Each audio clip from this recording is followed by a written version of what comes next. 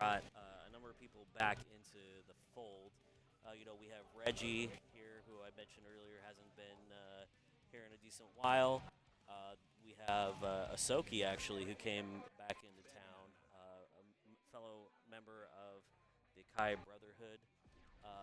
And, of course, Tater's not, showing up again for the first time in a bit. We do love to see it as we're getting into the match here. Baiken against Bedman.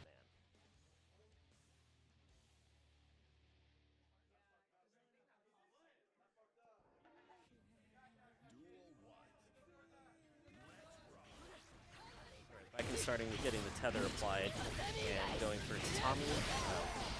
Now, an interesting wrinkle that happens off pretty much any tether situation is kind of what happens if one or both players backdash. It creates a very weird kind of timing situation. You kind of have to lab to figure out. I know Boat is very adherent to the idea that Baiken is a character that if you're playing against her, you have to spend significant amount of lab time just to try to figure out what your defensive options are in a lot of these scenarios. Like Enzog tried to backdash, land, and then 2P there, and didn't quite end up working. So Enzog then starts the next round with a little bit of needle zoning into offense. And there, Bo went for a throw, which the backdash ended up being. Seems like Enzog is going for that as the primary option against Tether. That is a drop by Boat there. And what is the punish? Farce. Oh, that's unlucky, and then Boat carries the follow-up. So that's a really unfortunate situation there for Enzog. But still has the life lead right now.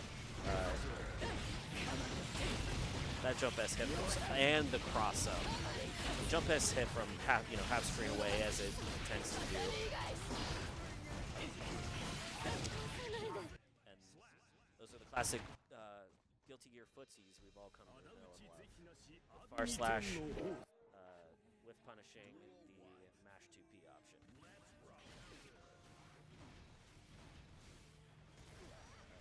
Enzog starting again with needle and bolt zoning. That is kind of one of the things that you have to respect some characters have to respect it from them. It's a great 6P, forcing out the burst from Boat.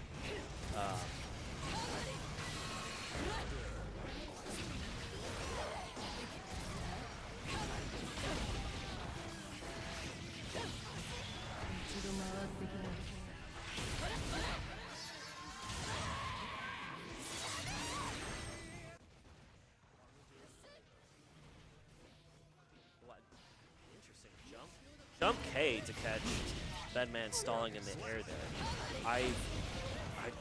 That is not often that you see that Baiken forced to use that move, but it worked out. Now, Kami pressure,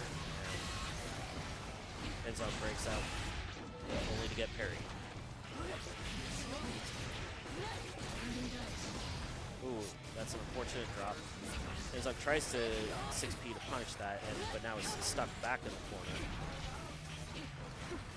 Tries to switch the situation, and baits out the guard cancel parry. But is Enzog going to burst? Yes.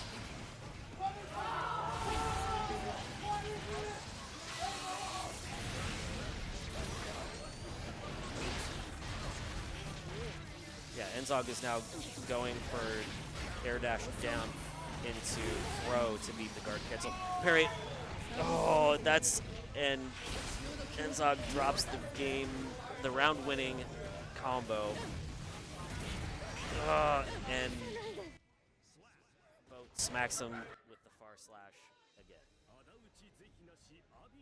That was a very unfortunate series of events from Enzog. We'll have to now. Enzog is not necessarily one to fall for that, but I think we have to think about the, kind of what happens when you get caught in that kind of situation where, you could have had a mental reset of going to the next round, and instead you end up making a very unfortunate drop and losing the round. Enzog briefly had the life lead, but now is getting wall broken again. ERC's forward, but now is stuck in the tether. That's great defense to try to stall it out. But you can only block that for so long before you're going to take a hit. I don't know the exact figures on it, but Baiken, that tether lasts a very long time when you're the one who's having to block it out, and probably about half as long if you end up hitting Baiken after. So,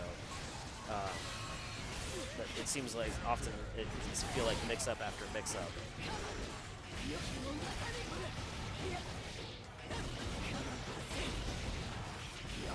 Now, Enzog is in a very rough position, no burst, not even 50 burst, but had a moment and quickly sniped out by the Rising Jump S.